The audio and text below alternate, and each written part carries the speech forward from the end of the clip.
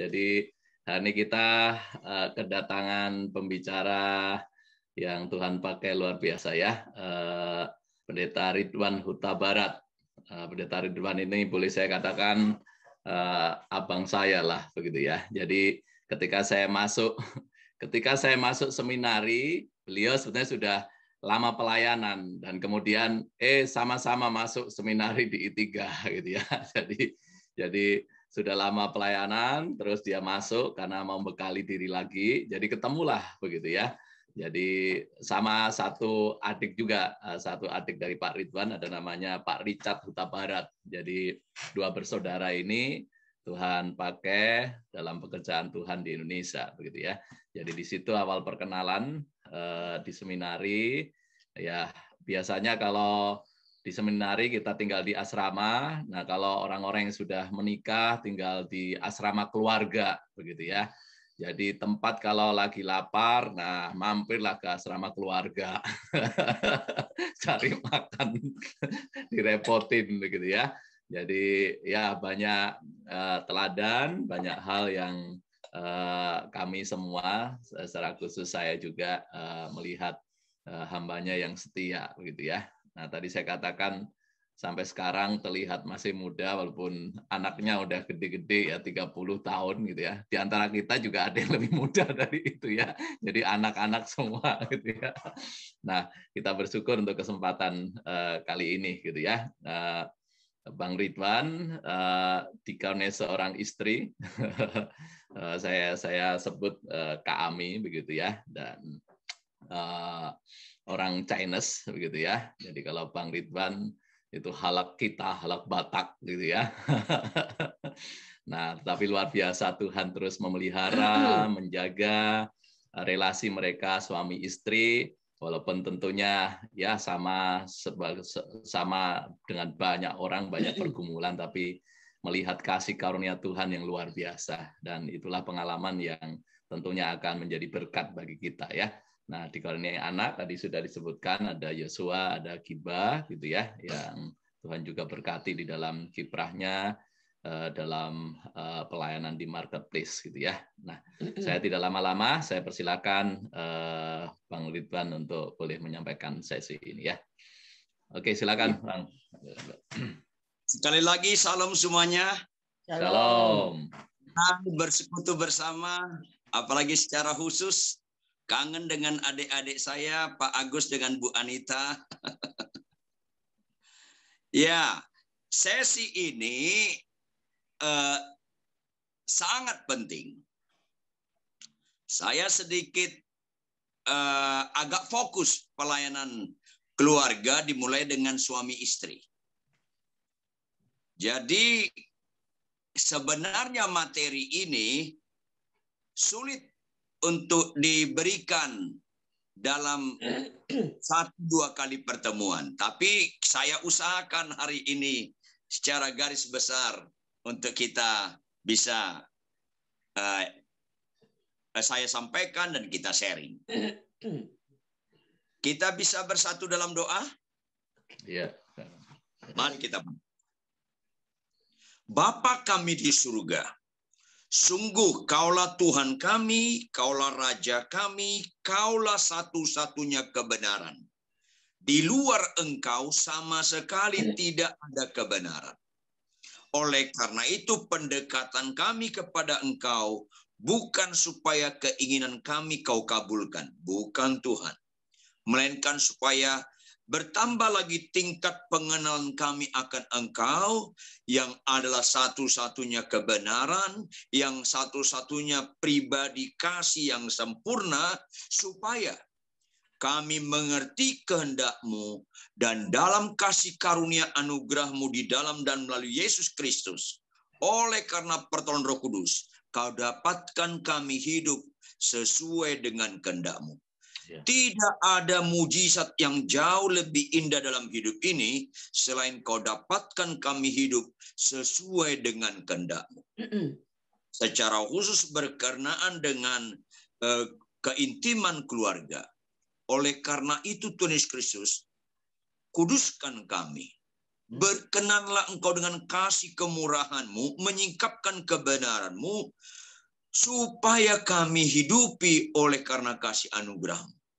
Berbicaralah Tuhan, kalau ada yang tidak cocok kepada kami, firman Tuhan tidak cocok pada kami, bukan firman yang berubah, tetapi kami yang berubah. Dan tolong kami suka berubah. Senangkan hati-Mu Tuhan Yesus, bagi kemuliaan Allah Bapa, sebab dalam nama Yesus kami sungguh berdoa. Haleluya. Amin. Amin. Marital intimacy, keintiman dalam pernikahan. Saudara yang kekasih, berkembangnya dunia makin gagal fokus manusia.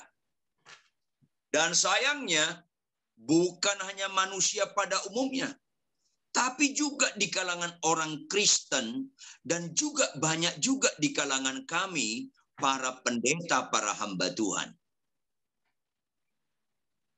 Bergeser nilai-nilai yang dikehendaki oleh si pencipta. Padahal konsekuensi logis bagi kita ciptaan adalah kita hidup seturut dengan apa yang dikehendaki pencipta. Di situ nilai. Salah satu adalah tentang pernikahan, perkawinan. Poin pertama yang paling penting kita ketahui, Alkitab meletakkan betapa pentingnya keluarga yang dimulai dengan perkawinan. Betapa pentingnya.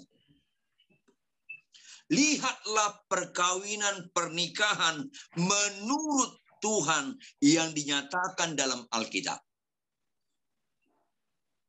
Pertama, lembaga pertama Tuhan ciptakan di bumi bukan DPR MPR. Apalagi lembaga pemerintahan, KPK dan sebagainya. Enggak. Lembaga pertama Tuhan ciptakan di bumi adalah lembaga perkawinan. Adam dan Hawa. Jangan lupa, Adamnya satu, Hawanya satu. Kalau ada lebih daripada itu, pasti ngawur. Absolut ngawur. Adamnya satu, Hawanya satu. Dan itu benar-benar tidak pernah salah. Ini lembaga pertama Tuhan ciptakan di bumi. Dan tujuan Allah dituangkan kepada Adam dan Hawa sebelum mereka punya keturunan. Sebelum mereka punya keturunan. Itu dikatakan dalam kitab Kejadian 1 ayat 28. Taklukkanlah, kabaslah seluruh bumi, ikan di laut dan sebagainya. Kepada Adam dan Hawa belum punya anak. Yang kedua,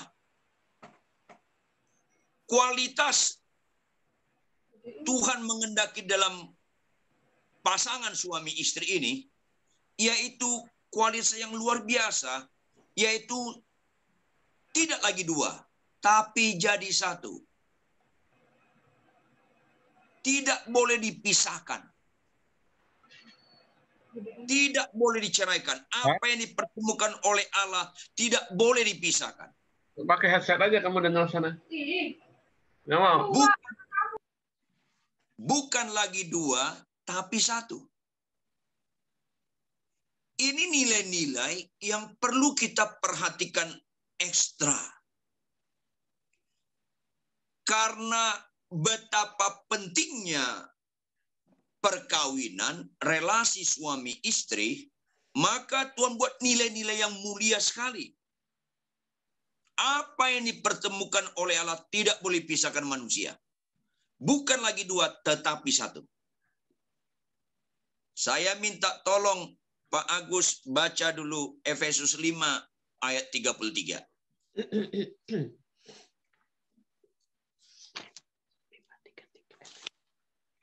Ya, Efesus 5 ayat yang ke-33. Iya.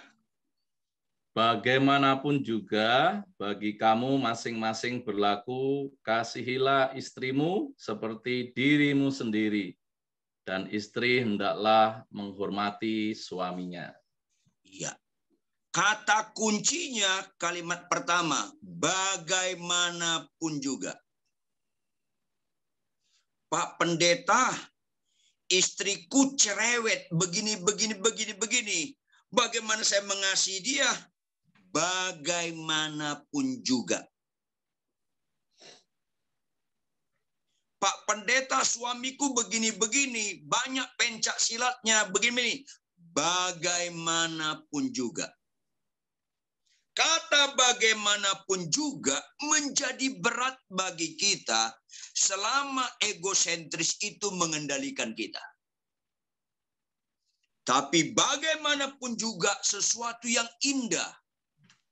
Karena kalau Tuhan berkata bagaimanapun juga ada nilai yang luar biasa, ada nilai yang istimewa di balik kata-kata bagaimanapun juga. Sehingga kalau kita mengerti, itu kita dengan semangat, roh kita menyala-nyala, melayani Tuhan, menjadi alat dia merealisasikan Efesus 5 ayat 33. Maka berikutnya, minta tolong lagi Pak Agus, baca ayat yang sangat terkenal. Mazmur 133. Mazmur.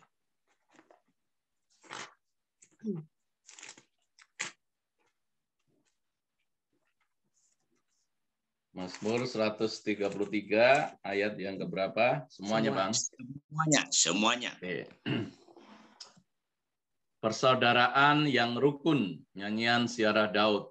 Sungguh alangkah baiknya dan indahnya apabila saudara-saudara diam bersama dengan rukun, seperti minyak yang baik di atas kepala, melelet ke janggut, yang meleleh ke janggut Harun, dan ke leher jubahnya.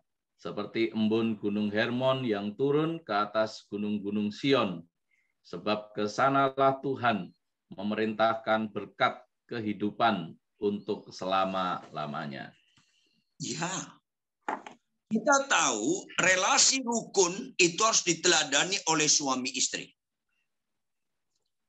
Kita kira orang bisa kita bohongi, berarti Tuhan juga bisa kita bohongi. Banyak bapak-bapak, tapi nggak ada mungkin di KKI Sydney. Banyak bapak-bapak kasar sama istrinya. Tapi lembut sekali sama istri orang. Ini apa ini? Drakor, drama Korea. Ya, kita kira pujian istri orang yang dialamatkan pada kita, Pak Ridwan, Bapak itu kebapaan. Terus kita tangkap. Terus kita rekam. Kita pakai itu statement itu menembak istri kita. Ma, tahu nggak, Ma? Banyak ibu-ibu kagum sama saya. Mama selalu menghina saya. Ibu-ibu banyak kagum sama saya. Itu salah satu kesurupan tingkat pertama. Jangan pernah tangkap statement-statement yang bagus bentuknya penilaian dari pasangan orang lain. Anda akan tajam punya karunia baru, karunia penipu. Ini penting sekali. Makanya suatu kali ada ibu-ibu kagum sekali sama seorang bapak-bapak. Si ibu A ini ngomong sama ibu B, kamu bersyukur ya suamimu sabar sekali. Penuh pengertian. Emang kenapa, kata ibu B? Nggak kayak suami saya, nggak ada pengertian, kasar dan sebagainya. Beberapa tahun kemudian suami ibu A ini meninggal. Saya persingkat, beberapa waktu kemudian ibu B yang suaminya dipuji-puji oleh ibu A sakit keras, kanker. Nggak ada harapan hidup. Maka ibu B ini ngomong sama ibu A. Dokter katakan saya nggak ada harapan hidup. Oh, masa begitu? Iya. Boleh nggak kau kabulkan permintaan saya sebelum meninggal? Apa itu? Kau kan suka muji-muji suami saya. Dia baik dan sabar. Iya, kenapa? Kalau aku meninggal, tolonglah dampingi suami saya. Menikahlah dengan suami saya. Loh kok begitu? Ya supaya kau tahu penderitaan saya. Halo? Siapapun istrimu, siapapun suamimu, dalam konteks itu pemberian Tuhan, segala sesuatu dari dia, itu pasti bukan sekedar tidak pernah salah pilih. Bahkan itu yang terbaik. Kita akan menjadi bodoh kalau kita anggap suami orang, istri orang lebih cocok bagi kita. Atau pria lain, wanita lain lebih cocok pada kita. Itu pasti bodoh. Kebodohan yang luar biasa di balik itu ada tersirat sedang menyalahkan Tuhan. Kenapa kau kirim si Hawa ini Tuhan? Kenapa kau kirimkan si Adam ini Tuhan? Nah ini penting sekali. Apalagi kita tahu bahwa sungguh alangkah baiknya dan indahnya. Itu dimulai relasi pernikahan, suami istri. Sungguh alangkah baiknya dan indahnya. Bapak Ibu jemaat sekalian, kalau Anda perhatikan seluruh Alkitab, dari kitab Kejadian 1 ayat 1 sampai Wahyu 22 ayat 21, tidak ada ayat seperti Mazmur 133 ayat 1 mengandung pujian yang begitu lengkap. Mengandung pujian yang begitu lengkap. Nggak ada ayat lain. Yaitu ada 4. Sungguh alangkah baiknya dan indahnya. Pertama, kalau saya lihat rumah Anda, saya nyatakan satu pernyataan. Indah sekali rumahmu. Bukankah itu pujian? Indah sekali rumahmu. Kalau saya tambah lagi, baiknya dan indah sekali rumahmu. Itu di atas lagi. Kalau indah berarti menyangkut artistik. Baik berarti itu rumah sehat. Siklus udaranya, penyiraman mataharinya, dan sebagainya.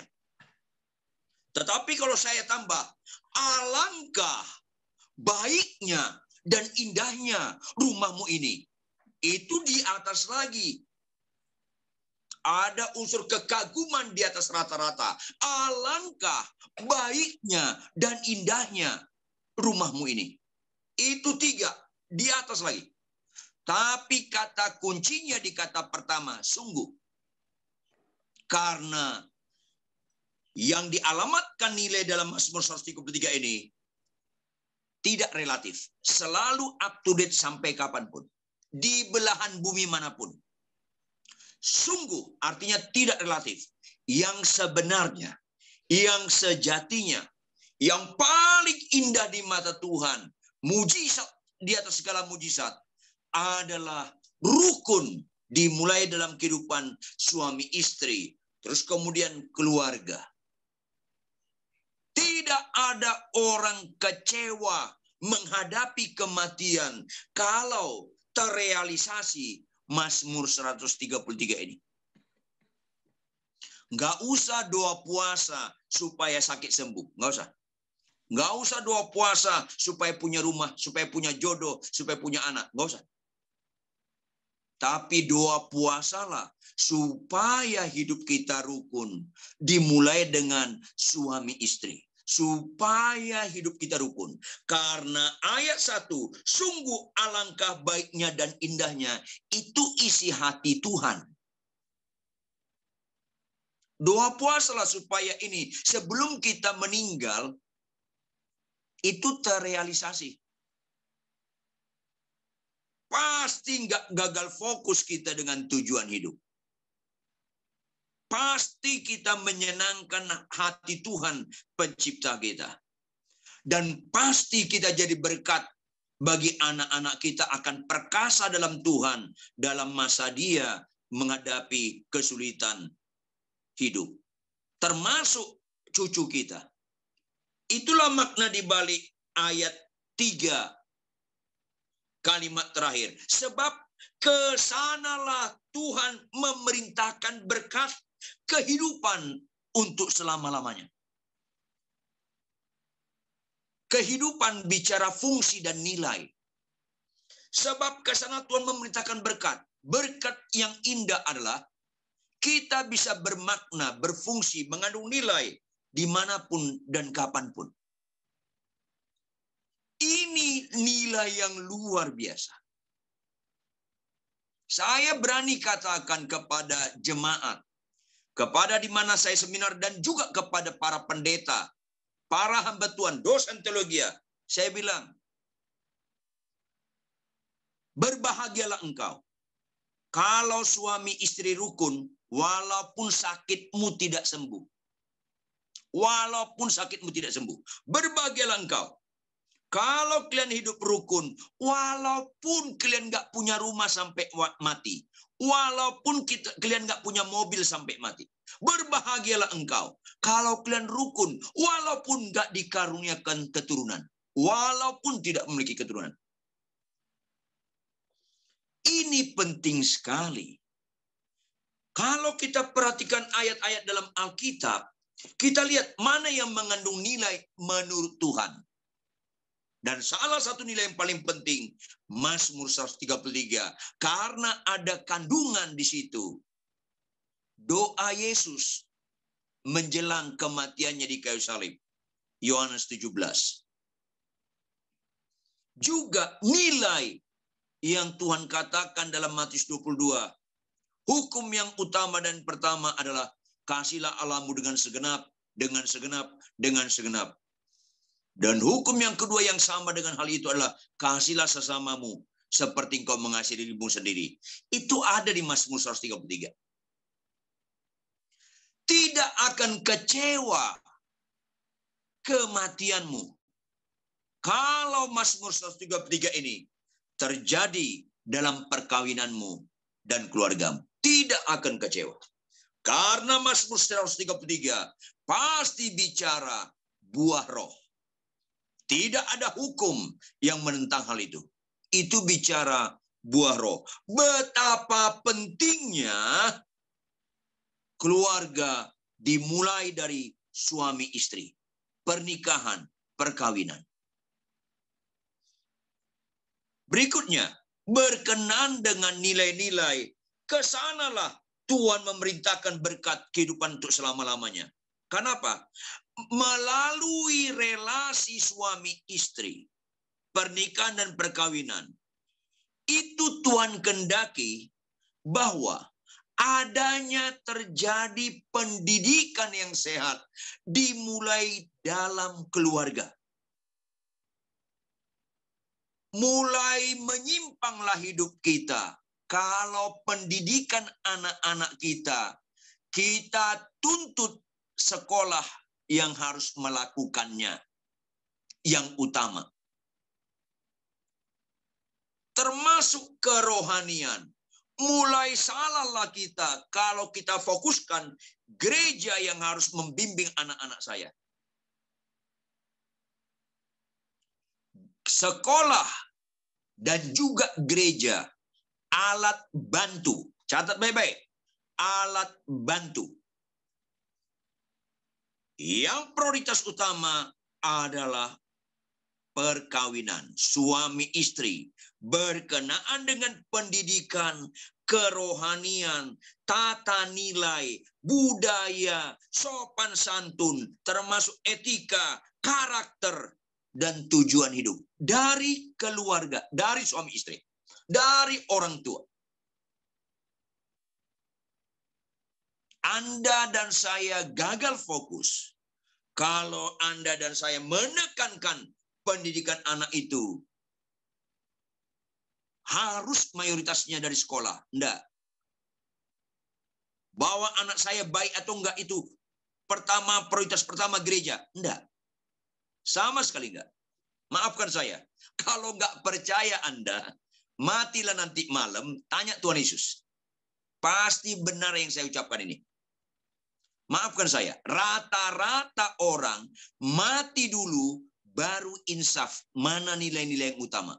Mati dulu baru insaf. Expired. Makanya Bapak Ibu bersyukurlah sebelum Anda meninggal dengar materi hari ini. Ini kasih karunia. Ini penting sekali. Lebih banyak perhatian kita, tenaga kita, pikiran kita, perasaan kita, tenaga kita kepada hal yang gak utama dalam hidup ini. Karena gak berfokus kepada pencipta dan terutama berikutnya penebus, Yesus Kristus. Ini penting sekali. Nilai-nilai pendidikan, tata nilai budaya, sopan santun, etika, karakter, kerohanian lebih lagi yang membuat mereka mengerti tujuan hidup. Itu dari orang tua, dari perkawinan, dari suami istri. Gereja, apalagi sekolah, alat bantu. Saya ulangi, alat bantu. Maka saya harus berani katakan kepada diri saya. Juga kepada jemaat. Juga kepada orang lain. Gagallah hidup kita kalau perkawinan kita berantakan. Karena kita hidupi perkawinan kita tidak sesuai dengan firman Tuhan. Gagal. Biarpun Anda pendidikannya S3 atau Anda jadi konglomerat, kalau rumah tangga Anda berantakan, saya harus katakan gagallah hidupmu. Ini penting sekali. Maka ini menjadi rusak karena dosa. Kita harus tahu itu. Yaitu arti dosa adalah tidak taat. Adam dan Hawa, semua buah pohon di taman ini, boleh kau makan buahnya. Boleh kau makan buahnya. Tapi yang satu itu, jangan kau makan buahnya. Kalau kau makan, kau akan mati. Orang gagal fokus kalau fokusnya pohonnya atau buahnya. Ada peneliti ilmuwan kalangan Kristen di Eropa, di dunia barat, meneliti buah apa itu. Itu kurang kerjaan. Karena fokusnya bukan buahnya. Bahkan ada orang menyebut nama buahnya. Buah kuldi, buah simalakama, itu kurang kerjaan. Apakah itu rambutan atau durian atau mangga, masa bodoh. Fokusnya perintahnya. Jangan kau makan buah itu. Kalau kau makan, kau akan mati. Fokusnya perintahnya. Karena Bapak Ibu jemaat sekalian, tidak ada statement hidup yang berbobot mengakui Yesus Tuhan selain ketaatan. Tidak ada statement hidup yang berbobot mengakui Yesus Tuhan selain ketaatan. Minta tolong Pak Agus baca Matius 7 ayat 21.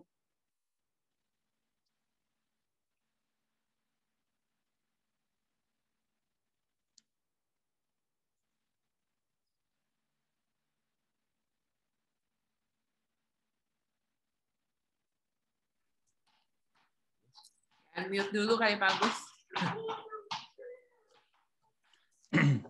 Ya, sorry. Matius 7 ayat 21. Bukan setiap orang yang berseru kepadaku Tuhan, Tuhan akan masuk ke dalam kerajaan surga, melainkan dia yang melakukan kehendak Bapakku yang di surga. Tidak ada statement hidup yang berbobot mengakui Yesus selain ketaatan. Sebaliknya, ketidaktaatan adalah statement hidup yang berbobot menolak ketuhanan Yesus. Hal ini akan menjadi kita ngerti kalau kita hayati pengorbanan Yesus di kayu salib. Ini penting sekali. Makanya ketika kejatuhan manusia dalam dosa, pelan tapi pasti manusia makin merosot termasuk nilai-nilainya. Tahun demi tahun, abad demi abad, makin merosot. Makanya Tuhan berkata, dunia ini makin lama makin jahat. Rusak nilai perkawinan, rusak dasar perkawinan, rusak kekuatan perkawinan, rusak nilai-nilai keluarga, rusak tujuan hidup, rusak karakter, rusak semuanya. Karena kita tidak mau teosentris. Banyak orang merasa bahagia rumah tangga kalau banyak duit. Saya ingatkan kita, jangan anti uang, sekaligus jangan cinta uang. Jangan anti kaya, sekaligus jangan cinta kaya. Kaya, konglomerat itu bukan nilai kesimpulan memaknai hidup, bukan. Rukun itu nilai kesimpulan hidup. Orang kira perkawinan akan bahagia kalau aku kaya. Ini saya tidak membuka kemungkinan bagi Anda yang malas, akhirnya Anda nggak ada duit karena malas. Yang penting kan nggak ada duit bisa bahagia, itu ngawur. Bukan itu maksud saya. Tapi jangan letakkan nilai perkawinan itu di banyak duit. Walaupun kita perlu duit. Tapi duit itu objek, bukan subjek. Alat. Dasar perkawinan juga demikian. Orang banyak sekali, tahun ini saya 41 tahun melayani Tuhan. Kalau ada konseling orang menikah, ketika saya tanya, kenapa kalian menikah? Kami saling mencintai, Pak Pendeta. Langsung saya ketawa, saya bilang, bungkus itu cinta, bawa pulang. Nggak ada orang menikah berdasarkan cinta. Catat baik-baik. Makanya kita suka pepatah nanggung. Apa itu pepatah nanggung? Bisa jawab? Tak kenal maka lanjutkan. Tak kenal maka tak sayang. Ya, tak sayang.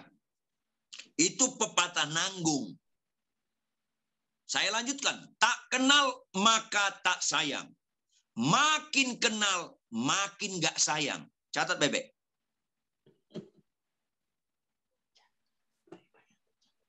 Kenapa kalian menikah? Kami saling cocok, Pak Pendeta. Catat baik-baik. Nggak ada orang menikah karena cocok. Nggak ada. Sama sekali. Absolutely. Nggak ada orang menikah dengan orang yang cocok. Catat baik-baik. Karena pernikahan yang paling cocok, menikahlah dengan orang nggak cocok. Catat baik-baik. Kejatuhan manusia dalam dosa, akhirnya dasar perkawinan itu salah. Rusak. Termasuk, kenapa kau menikah sama pria itu? Kenapa kau menikah sama wanita itu? Pak Pendeta, kalau aku menikah sama dia, pasti aku bahagia. Makin rusak lagi nih. Ini punya karunia ditipu nih orang. Orang yang menikah supaya bahagia, sangat amat rapuh sekali banget. Absolutely. Siapa yang menikah supaya bahagia akan kecewa. Akan kecewa. Berikutnya, Enggak semua, tapi mayoritas. Wanita itu lebih banyak kecewa dalam perkawinan daripada pria. Why?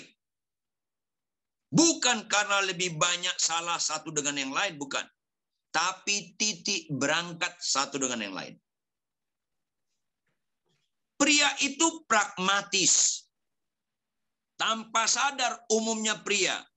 Enggak semua, tapi mayoritas. Umumnya pria, daya juangnya begitu tinggi sebelum dapat pasangan. Sesudah dapat pasangan, minimal daya juangnya turun 70%.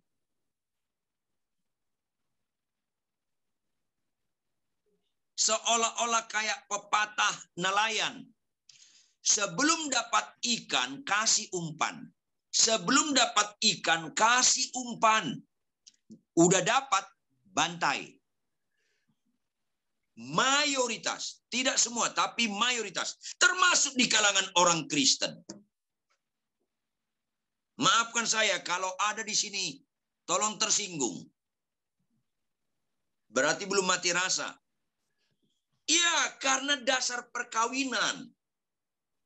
Laki-laki kalau sudah menikah, daya juangnya berkurang. Lebih tinggi daya juangnya cari duit daripada komunikasi suami istri. Malah kalau pulang kerja, istrinya mau ngobrol. Udah, nggak usah lah. Udah, saya capek. Padahal, bapak-bapak, kita harus punya seni dalam perkawinan. Walaupun istri ngomongnya nggak berbobot, buat seru. Saya pulang pelayanan cukup capek, istri saya cerita, Papa tahu nggak tetangga sebelah? Kenapa? Anaknya belajar sepeda, jatuh. Ya Tuhan, kenapa ini diceritain? Tapi saya buat seru. Yang benar, jatuh. Di mana, Ma? Saya buat seru. Luka nggak, Ma? Oh, ya enggak sih, kecil. Oh, saya buat seru. Ada penerimaan.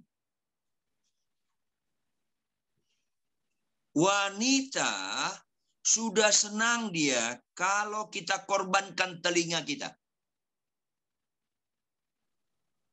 Ini penting antara lain.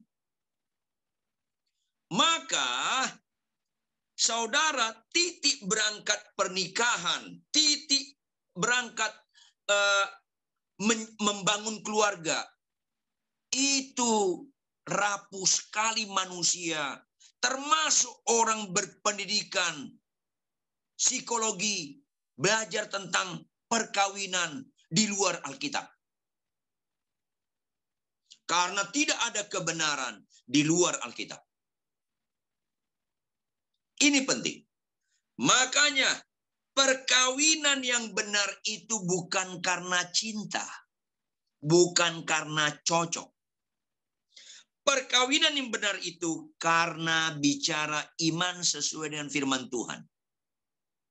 Makanya pernikahan yang pertama kita harus tahu adalah tidak cocok. Yaitu menikahlah dengan lawan jenis. Lawan. Jangan lupa, garis bawah itu. Lawan. Lawan jenis. Sudut pandang pria dan wanita bukan beda. Bukan beda. Halo, bukan beda. Tapi berlawanan. Ciong. Berlawanan.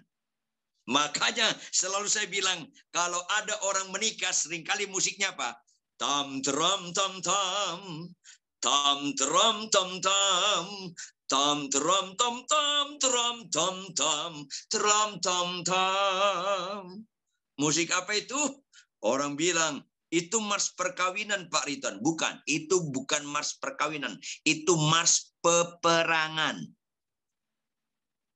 Karena sambungannya tam tram tam tam tram tam tam tram tam tam dadadam tam dadadadadadadadat angkat senjata tembak dadadadad mulai tembak-tembakan itu. Mulai tembak-tembakan itu. Makanya di gereja saya, di kalangan jemaat saya, setiap orang mau masuk pernikahan, minimal 6 bulan. 6 bulan konseling pranikah minimal. Tanda kutip, saya persulit orang menikah. Tanda kutip. Minimal 6 bulan. Pak Pendeta, kami mau menikah 3 bulan lagi. Nggak bisa. Loh, kami sudah begini. Kenapa nggak tanya dulu? Tapi gini nih, kalau gitu cari pendeta lain. Karena saya termasuk mengalami kesulitan dalam perkawinan.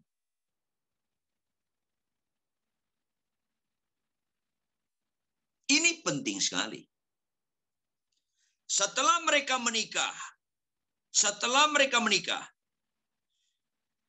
5 tahun pernikahan mereka, 5 tahun pernikahan mereka, harus sebulan sekali ketemu saya. Sebulan sekali ketemu saya. Di jemaat saya orang menikah 5 tahun perkawinan, minimal sebulan sekali ketemu saya. Karena setelah mereka menikah, datang pernyataan, Satria Baja Hitam berubah.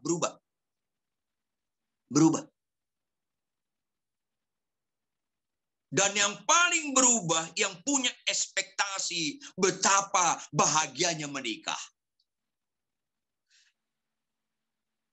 Yang paling banyak kecewa adalah yang punya ekspektasi, aku cocok sekali menikah sama dia. Ini penting sekali. Menikah itu bicara komitmen. Iman berdasarkan firman Tuhan.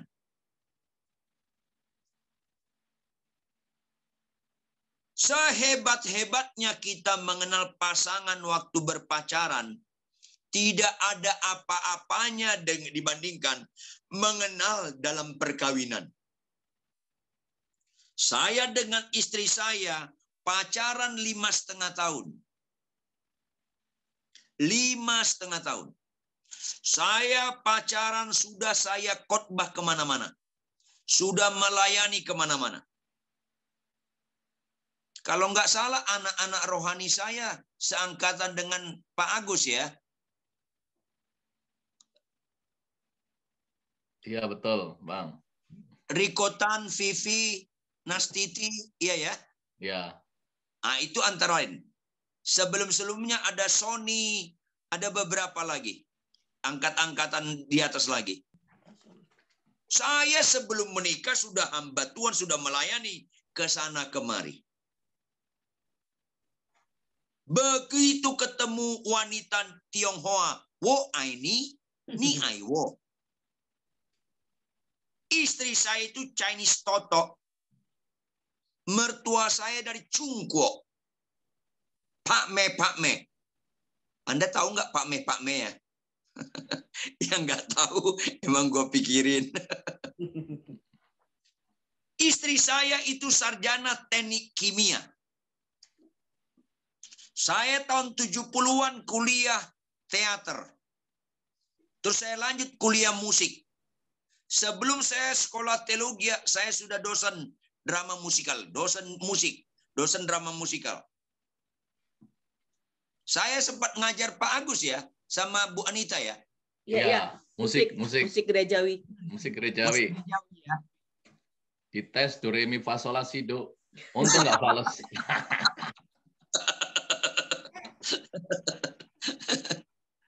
Iya, saya latar belakang sudah hamba Tuhan, sudah dosen di sekuler, kemudian saya sudah melayani ke sana kemari, menikah, konflik, dan konflik. Kemungkinan, jangan keburu GR.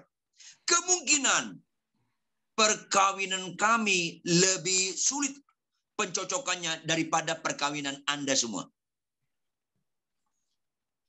Saya latar belakang orang seni, orang teater, orang musik. Orang seni itu tergantung mood. Maka sulit disiplin. Tergantung mood, sangat subjektif. Maafkan saya. Latar belakang saya super jorok. Halo, super jorok. Saya bisa main piano 2 hari tanpa mandi. Saya bisa buat komposisi 2 hari tanpa mandi. Bisa saya. Buat komposisi musik dan sebagainya. Atau main musik. Bisa saya nggak mandi 2 hari. Saya sangat jorok.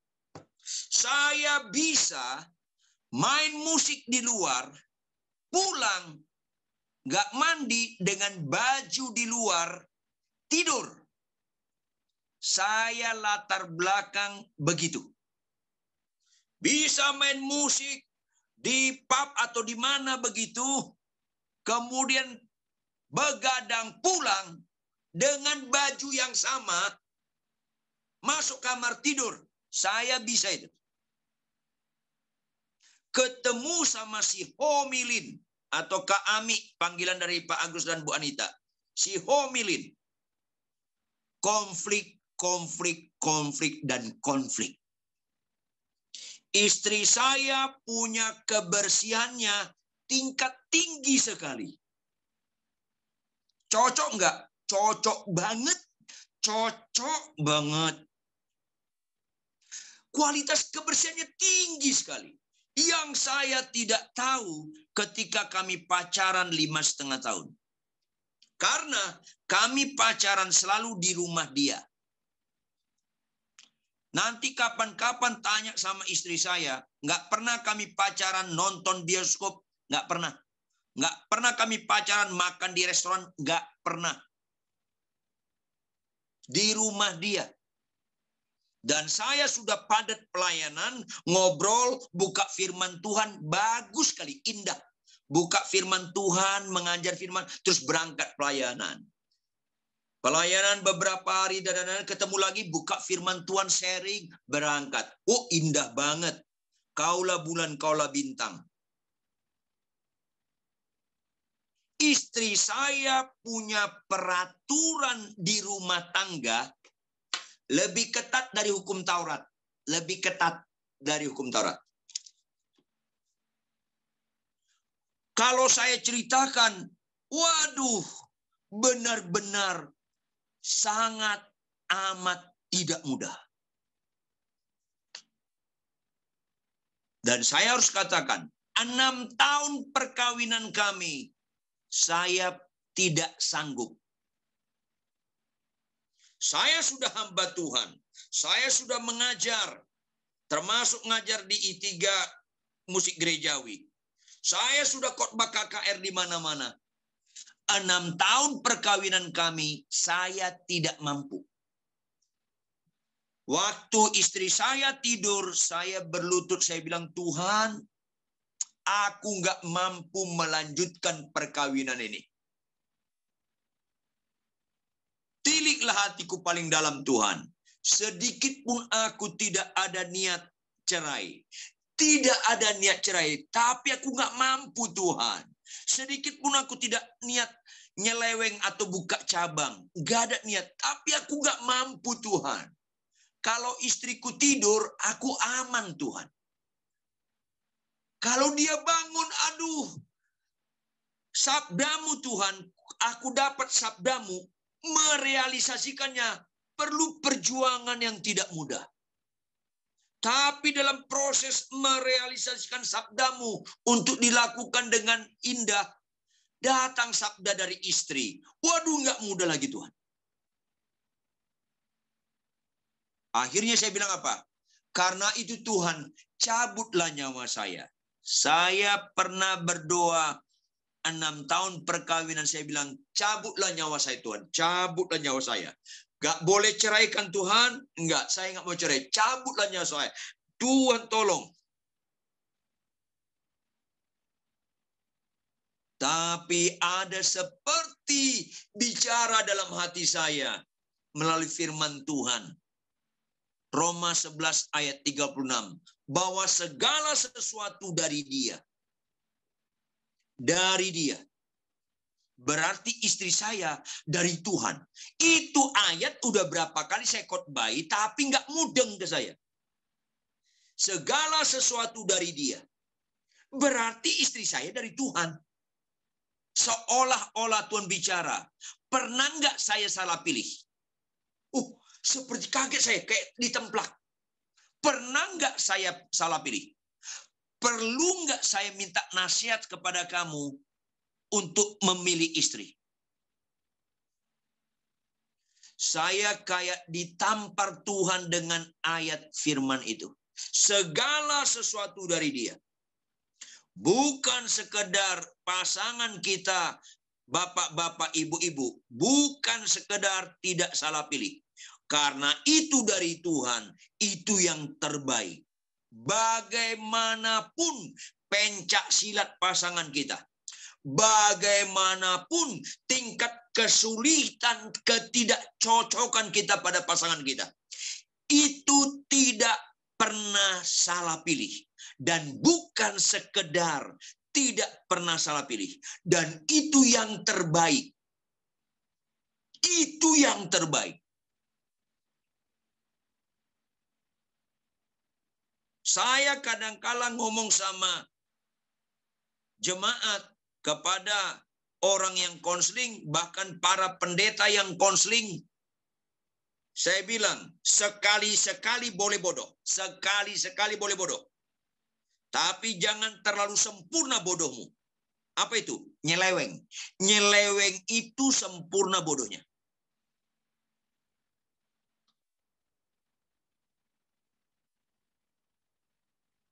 Yang paling indah dan paling nilai di mata Tuhan, ketaatan, kesetiaan, ketaatan. Itu nilai yang paling indah. Maka saya harus katakan pada diri saya, kepada bapak-bapak, siapa saja, termasuk ibu-ibu. Terlalu sempurna bodoh kita kalau kita hianati perkawinan kita. Itu kebodohan. Nggak ngerti rohani sama sekali. Bagaimanapun juga, itu Efesus pasal 5 yang dibaca Pak Agus tadi ayat 33. Bagaimanapun juga. Pak Ridwan, istri saya nyeleweng. Saya tidak excuse dengan nyeleweng dia. Tetapi bagaimanapun juga. Kalau kau mengenal Tuhan, tahu firman Tuhan, bagaimanapun juga. Pak Pendeta, suami saya udah nyeleweng, kasar lagi. Gajinya nggak pernah dikasih ke saya. Bagaimanapun juga. Makanya konseling sebelum pernikahan, pranikah, konseling itu benar-benar penting sekali. Termasuk dalam mengisi mereka dalam 5 tahun pertama perkawinan mereka. Penting sekali pendampingan. Karena kekuatan yang benar dari seseorang, yang benar, mulai dari keluarga. Ada film bagus, itu inspirasinya dari Kristen. Keluarga Cemara. Harta yang paling berharga adalah keluarga. Itu bagus sekali pernyataan-pernyataan itu. Karena dunia ini, termasuk gereja, menjadi sehat kalau concern, perhatikan keluarga dimulai dengan keintiman pernikahan. Ini penting sekali. Maka Bapak Ibu sekalian, dalam keluarga salah satu moto yang utama adalah siapapun istrimu, siapapun suamimu, itu absolut tidak pernah salah pilih. Bahkan yang terbaik. Yang kedua, tidak boleh ada orang, termasuk anak, termasuk orang tua.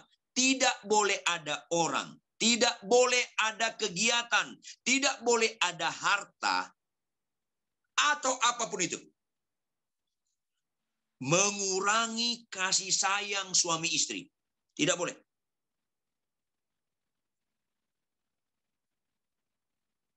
Yang ketiga, ambil moto, memberi, memberi, dan memberi. Begitu kita menuntut, capek hidup kita. Kalau kita menuntut pasangan berubah, Anda dan saya pasti menuai kekecewaan. Jangan menuntut pasanganmu berubah. Tapi mintalah Tuhan diberikan kasih karunia kekuatan supaya kita benar-benar mata kita tertuju kepada Allah. Hidup kita meresponi apa kata Allah. Sehingga fokus kita, bagaimana aku berkenan di mata Allah. Bukan bagaimana istriku berubah. Bagaimana suamiku benar. Orang ini begini kelakuannya. Bukan. Kita akan capek. Suatu kali ada bapak-bapak matanya sakit karena dia kerja di meja depan komputer. Matanya sakit. Datang ke dokter mata. Dokter bilang, "Bapak kerja apa?" "Kerja ini." "Oh, di depan komputer." "Iya." "Bapak harus libur minimal 1 bulan." Maksudnya apa? Bapak libur, minta cuti. Pergi liburan ke hutan, ke pinggir-pinggiran hutan, ke hijau-hijau. Itu obat Bapak. Hah? 1 bulan? Oh, dia menderita. Dia workaholic. Akhirnya dia pulang, dia lesu. Istrinya tanya, "Loh, kenapa? Apa kata dokter?" "Masa enak aja dokter ngomong, libur 1 bulan, harus lihat hijau-hijau. Nggak benar tuh." "Oh, Ma, aku punya ide." "Apa, Pak?" "Bagaimana kalau rumah kita ini semuanya dicat hijau?" "Oh, jangan dong, Pak. Apa sih, masa kita markas P3? Ma, tolong dong, aku harus lihat hijau-hijau." "Enggak, jangan dong, Pak. Masa semua rumah kita ini kita cat hijau?" Kecewa dia karena menuntut istrinya supaya rumahnya dicat hijau. Dia pergi ke kamar anaknya, dia tidur di kamar anaknya. Dia udah kesal lihat istrinya. Anaknya pulang sekolah. "Loh, Papa kok bobok di kamar saya?" Papa sedih, Nak. "Ada apa?" "Papa harus lihat hijau-hijau, padahal Papa kerjanya banyak dan sebagainya." "Jadi gimana?" "Iya, Nak, kau tidurlah sama Mama. Ini kamarmu mau saya cat hijau." "Ya jangan dong, Pak, nggak boleh gitu." "Ah, gimana sih, nggak ngerti kan?" Marah dia. Dia datang ke Pak RT, Pak RW, kalau boleh seluruh rumah di RT RW dicat hijau. Ya nggak mungkin lah. Akhirnya dia kecewa, dia datang kepada pendeta. Pendeta senyum-senyum. Anda kecewa kalau menuntut orang lain sesuai dengan keinginanmu. Jadi solusinya gimana, Pak Pendeta? Mudah. Apa itu, Pendeta? Kau pergi ke toko kacamata, cari kaca yang hijau. Kalau kacanya hijau, kau kemana-mana lihat hijau semua itu. Oh, begitu mudah. Iya. Rumah tangga jadi lebih mudah kalau Anda dan saya menuntut diri sendiri berubah. Termasuk dalam berkomunikasi. Karena segala sesuatu dari dia harus di follow up oleh dia. Dari dia, dia sumber. Oleh dia, dia menyangkut, dia Tuhan. Dia Raja, dia penentu. Cara dia. Istri saya dari Tuhan, saya harus perlakukan dengan cara Tuhan. Hai suami, kasihlah istrimu. Saya harus cari pertolongan Tuhan. Cari wajah Tuhan. Aku harus mengasihi istri. Mengasihi istri tidak ada kaitan dengan kelakuan istri. Mengasihi istri, respon kita bahwa dari dia, oleh dia. Karena dia pencipta dan dia penebus. Mengasihi istri, nggak ada kaitan dengan kelakuan istri. Nggak ada. Hai istri, tunduklah pada suami. Loh, suamiku gini, Pak Pendeta. Nggak ada kaitan Anda tunduk pada suami dengan kelakuan suami. Anda tunduk pada suami karena Anda meresponi Yesus yang sudah berkorban segala-galanya untuk Anda dan Anda tahu dari Dia harus oleh Dia. Karena tidak ada ibadah yang sejati kalau tidak ada sinergi yang indah. Kita memiliki tingkat kesadaran yang tinggi, segala sesuatu dari Dia dilanjutkan dengan tingkat penundukan yang militan karena kasih anugerah dan pengorbanannya kepada Dia, maka sinergi dari Dia oleh Dia bisa kita kembalikan. Bagi Dialah kemuliaan sampai selama-lamanya. Maka perkawinan harus diajar betapa indahnya sangkal diri dan pikul salib. Betapa indahnya sangkal diri, pikul salib. Perkawinan harus diisi dengan tingkat pengenalan akan Allah. Segala sesuatu dari Dia harus di-follow up oleh Dia. Supaya terjadi nilai hidup rohani yang bagus kepada Dia.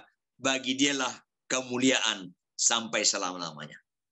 Perkawinan harus diisi dengan paradigma yang baru. Bahwa makin gak cocok kita dengan pasangan kita, itu makin cocok dan membanggakan. Saya tanya, Pak Agus dengan teman-teman semua, kampus apa yang tingkat kesulitannya paling tinggi di Sydney?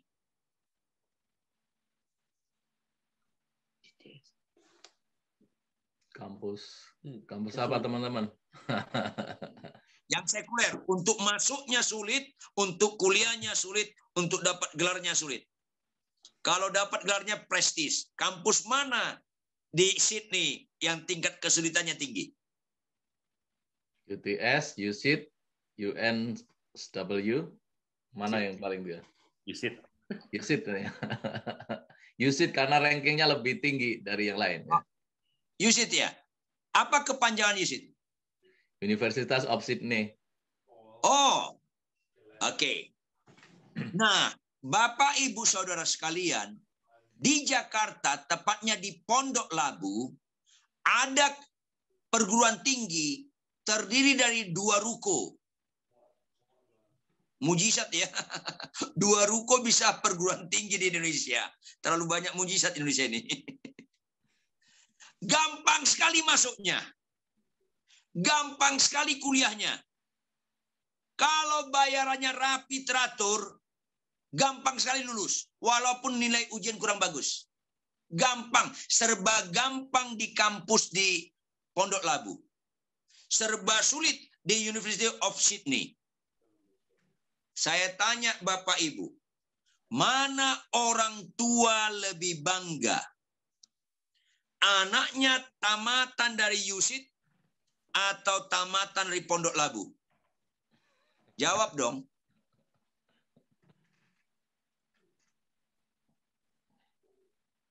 Halo, saya tunggu jawabannya.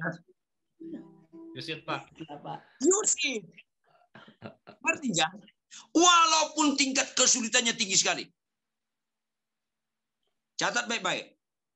Makin sulit kau menghadapi istrimu, makin sulit kau menghadapi suamimu, makin bangga Tuhan. Karena kau lagi kuliah di USIT.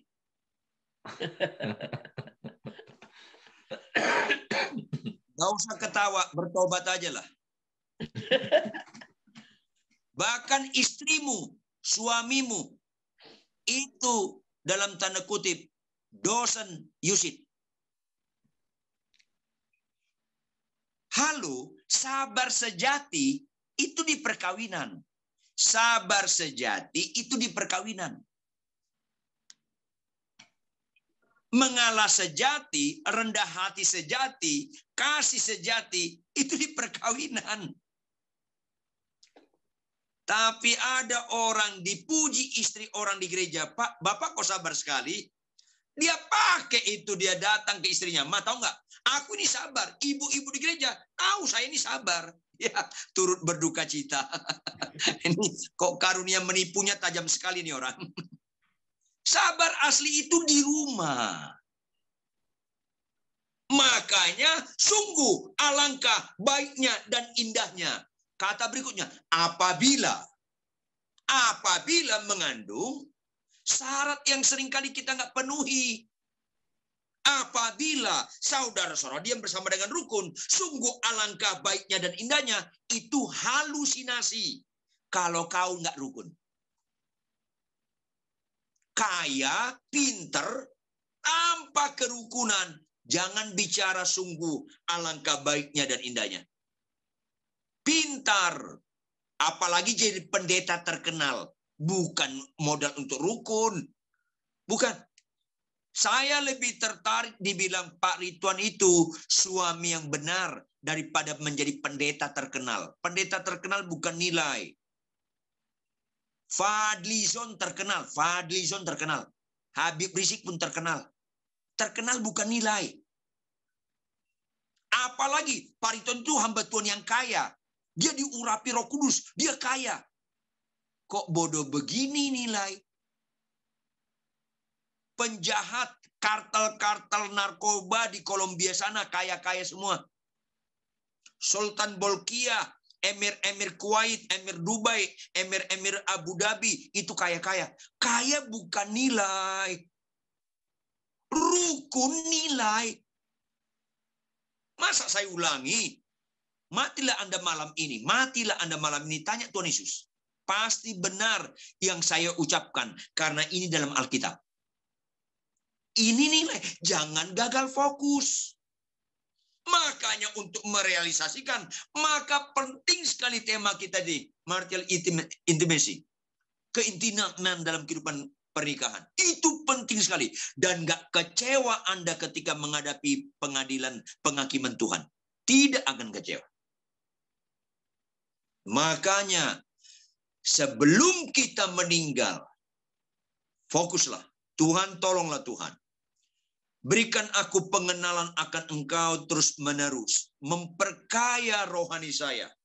Bahwa kehidupan rukun dimulai itu dari suami istri. Relasi suami kepada istri, relasi istri kepada suami.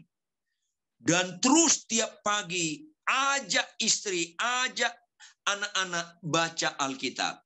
Yang lebih mudah kalau suami lebih rohani daripada istri. Lebih mudah. Tapi tetap bisa bekerja. Yang penting di antara perkawinan hidup sudah dalam Tuhan. Kalau enggak muluk-muluk. Sudah anak Tuhan lah minimal. Tapi mulai mengerti nilai-nilai ini. Ini penting sekali. Maka Bapak, Ibu, Saudara kekasih. Ambil keputusan. Jangan terlalu banyak tersita waktu kita mencari duit. Walaupun duit perlu. Pada umumnya orang workaholic, orang mengejar uang, prestasi akan mengorbankan nilai utama. Keintiman dalam pernikahan. Maka capek tidak capek, ngantuk tidak ngantuk, sehat kurang sehat, konflik tidak konflik dalam rumah tangga. Latih terus. Ajak istri kita baca Alkitab bersama-sama. Ajak anak-anak kita membaca Alkitab. Tetap up to date. Bahwa baca Alkitab tiap hari itu sangat luar biasa dampaknya. Asal sikap kita benar-benar mengerti pengorbanan Kristus di kayu salib. Kebangkitannya atas maut. Hai maut, di manakah sengatmu? Sengat maut, ialah dosa sudah ditelan oleh kemenangan Kristus. Penghayatan ini penting sehingga kita tidak gagal fokus mengisi kehidupan keluarga kita, pernikahan kita kepada nilai-nilai yang mulia yang dinyatakan dalam firman Tuhan. Tuhan Yesus memberkati. Saya rindu ada tanya jawab dengan senang hati. Saya kembalikan kepada hambanya. Bapak Agus. Ya, thank you.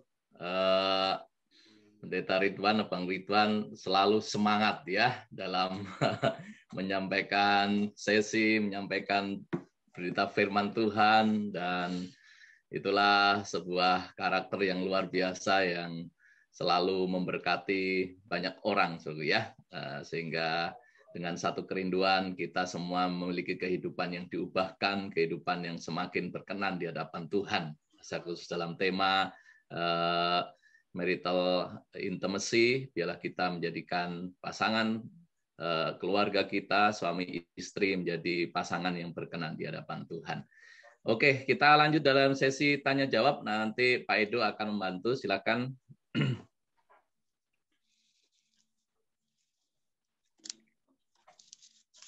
Langsung aja, ada yang mau bertanya silakan.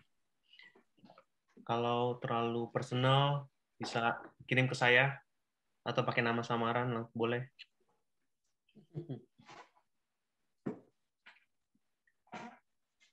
Mawar mau nanya, Mawar?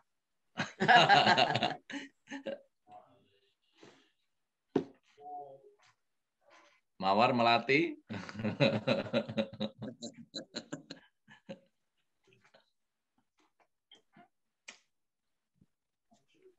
Sorry, saya seling sedikit. Saya sambil nunggu ada pertanyaan. Sebenarnya tahun 2020 ada 3 jadwal saya di Australia termasuk di Sydney. Tapi karena pandemi jadi enggak apa. Ya, lain waktu kita mampir. Iya. Saya mau diundang makan sama Pak Agus dengan Bu Anita. Siap. Oke. Kayaknya ada pertanyaan di apa ini? Ada di chat boleh atau langsung silakan. Ada di chat. Belum ada.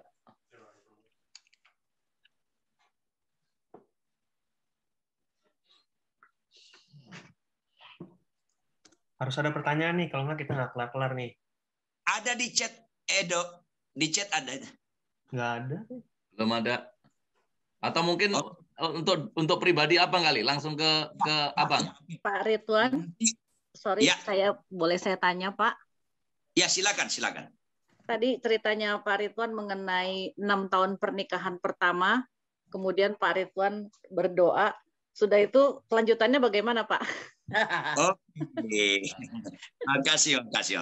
Iya, makasih. Lanjutannya ada pertobatan yang luar biasa bagi saya. Saya kayaknya di balik itu memang saya udah melayani tahunan, udah mengajar, rupanya tanda kutip saya tidak mengenal Tuhan. Saya benar-benar kayak ditampar Tuhan. Saya nangis merongrong kayak anak kecil. Saya minta ampun kepada Tuhan. Seolah-olah Tuhan saya sakiti dengan pola saya mengisi perkawinan. Setelah itu paradigma saya berubah. Perhatikan baik-baik. Kalau kalian punya 2 handphone. Handphone pertama kalian beli harganya 8 juta atau 10 juta. Handphone kedua harganya 1 juta. Tapi handphone kedua Anda diberikan oleh Presiden Jokowi. Saya harap itu Anda termasuk orang tokoh yang Anda hormati. Dari Jokowi, handphone harganya 1 juta. Anda punya handphone yang satu lagi Anda beli harganya 10 juta. Maafkan saya, bicara pada umumnya. Mana rasanya lebih Anda banggakan kepada orang lain? Handphone di antara 2 itu. Bisa jawab nggak? Jokowi. Hadiah Jokowi. Nah, dari Jokowi. Atau maafkan saya. Ini berlaku umum. Mana lebih sial kalau salah satu hilang?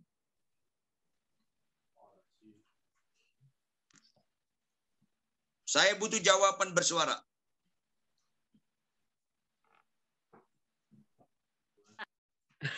Tergantung, yang mahal juga. 10 juta ya. 10 juta kayaknya, Pak. Kalau dibangga-banggain, kalau dibangga-banggain kayaknya yang Jokowi, tapi kalau yang hilang lebih sayang yang 10 juta. 10 juta. Soalnya 10 juta masih nyicil, Pak. Yang 1 juta nanti beli, nanti kasih tahu dilabelin Jokowi. Apalagi kalau itu dari toko yang ada kagum, misalnya Obama. Nah sekarang istri saya dari Tuhan. Nggak boleh hilang ini, nggak boleh hilang. Ini dari Tuhan. Saya ngomong sama diri saya, ini dari Tuhan. Saya bangga bagaimanapun ketidakcocokan saya sama istri saya, titik berangkat dari Tuhan, saya bangga sekali. Itu titik berangkat saya berubah melihat istri. Ini dari Tuhan. Dan tidak dipaksa dan tidak dari luar. Sungguh kasih karunia Tuhan yang paling ajaib sama saya setelah bertobat lahir baru, setelah menerima panggilan menjadi hamba Tuhan, adalah istri saya dari Tuhan. Saya memiliki tingkat kesadaran yang begitu tinggi. Istri saya dari Tuhan. Dia bukan saja saya kagumi karena yang memberinya Tuhan, tapi saya makin dimudahkan. Dia yang terbaik bagi saya. Dia yang terbaik bagi saya. Dan mulai berubah doa saya. Saya bilang sama Tuhan, 2 permintaan saya sama Tuhan.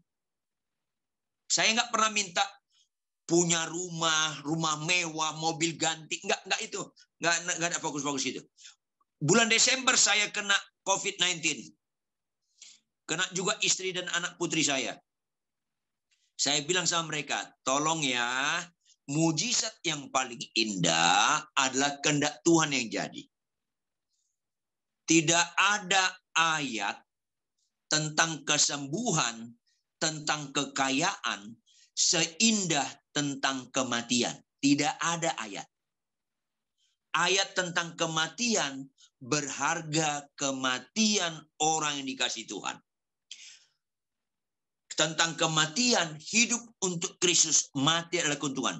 Tidak ada ayat tentang kesembuhan, tentang kekayaan, seindah tentang kematian dalam Tuhan.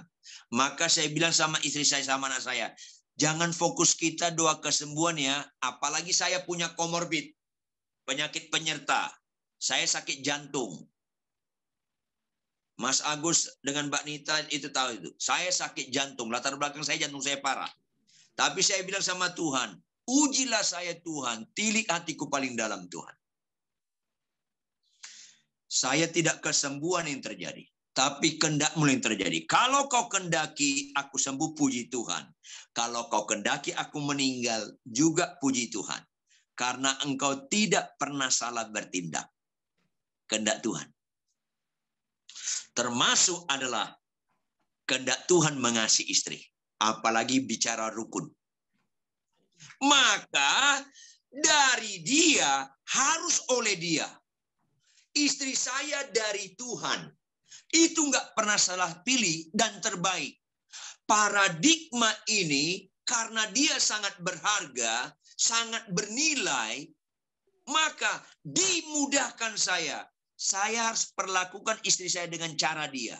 Karena ini berharga, kalau saya pakai cara saya bisa rusak, apalagi nilai rukun berharga, maka saya lihat istri saya dari Tuhan, saya harus perlakukan dengan cara Tuhan, oleh Tuhan.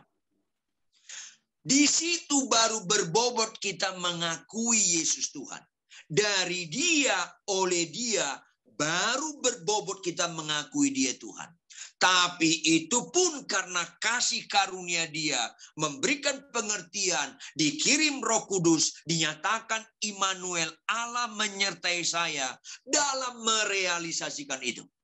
Maka ketika itu terjadi, saya dipulihkan banget.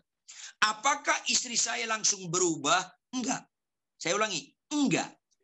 Makin aneh-aneh aturannya. Dan saya lihat di situ dalam paradigma yang baru. Tuhan, baik sekali Engkau Tuhan kepada saya. Baik sekali Engkau Tuhan pada saya. Supaya Kau kejar kesabaran saya asli. Kesabaran itu bukan di khotbah, tapi dalam perkawinan. Makin aneh-aneh peraturan istri saya. Saya udah ditolong oleh Tuhan dari dia oleh dia. Nggak makin sulit saya. Saya bilang, kejar terus Tuhan. Lanjutkan Tuhan. Istri saya ini tidak pernah salah pilih. Cocok sekali sama saya. Kau kirimkan dia menjadi pahat yang tajam untuk mengukur saya. Mencongkel kemunafikan saya. Memperbaiki kelakuan saya. Lanjutkan Tuhan. Bahkan saya bilang, istri saya ini dari Engkau satu-satunya di dunia. Istri saya ini manusia langka. Tolong lestarikan Tuhan. Jangan dia duluan meninggal. Akulah duluan meninggal. Permintaan saya salah satu sama Tuhan. Jangan istri saya duluan meninggal. Sayalah duluan meninggal. Tolonglah Tuhan. Bahkan kadang-kadang pernah saya kurang ajar sama Tuhan. Pernah saya kurang ajar sama Tuhan. Apa itu? Konsisten dong Tuhan. Kan dia penolong. Penolong kau kirim. Dia penolong. Jangan penolong dicabut lah. Habislah saya Tuhan.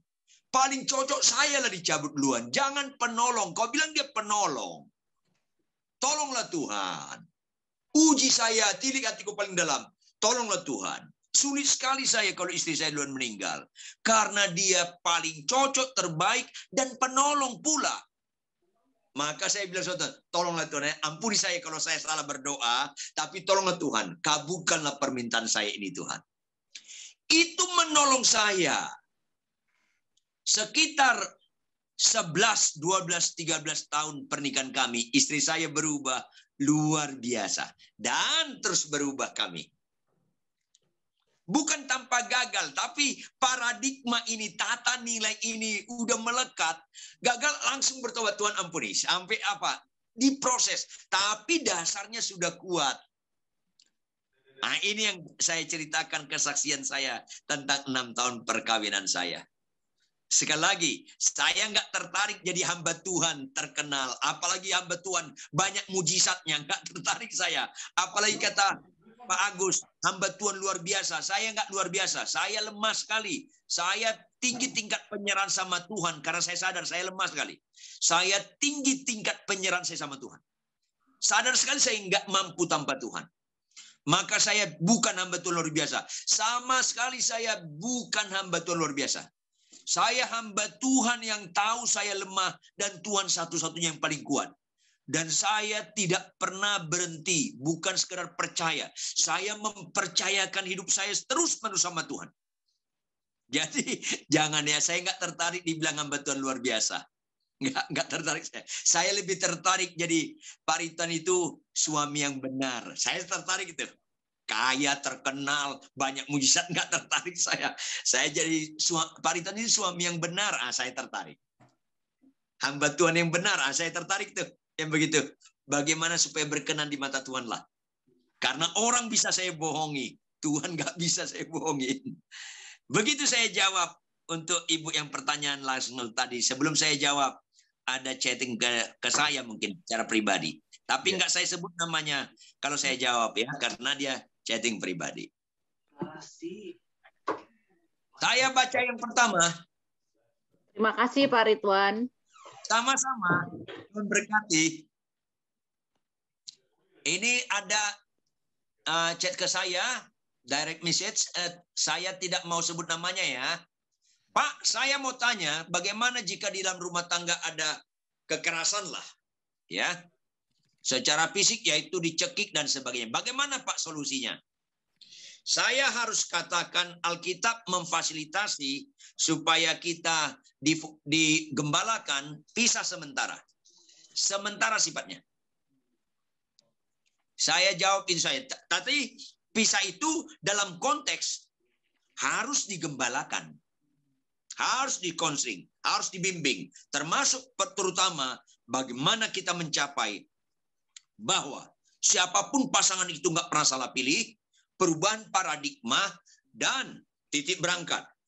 Jangan pernah tuntut suamimu atau istrimu berubah. Capek. Minimal tuntut diri kita berubah cara sudut pandang. Pak Agus, saya nggak tahu di Australia buah apa itu? Buah noni. Tahu buah noni nggak? Iya, tahu apa itu yang untuk ini mana? Buah apa di Indonesia namanya? Mengkudu bukan ya? Ya, mengkudu. Mengkudu. Jujur ya, mengkudu itu dulu kami bilang, kanak-kanak dan remaja saya bilang, itu buah bangkai, bau, udah jelek bau. Tetapi kita tahu manfaatnya, sekarang termasuk mahal buah mengkudu itu. Kita tahu manfaatnya. Apalagi kalau kita tahu pasangan kita itu dikirimkan Tuhan, manfaatnya luar biasa. Supaya kemunafikan kita ditelanjangi. Supaya ada perubahan yang asli. Sabar sejati, rendah hati sejati, rohani sejati, titik berangkatnya di rumah. Itu paradigma kita melihat istri berubah sama sekali. Nah, ini ada pertanyaan, bisa nggak chat di sini? Silakan. Anda yang disebut Priwan ini mau chat, silakan. Ada lagi tentang seorang penginjil di salah satu gereja di Jakarta. Istri bekerja satu perusahaan. Perkawinan mereka sudah lebih dari 8 tahun.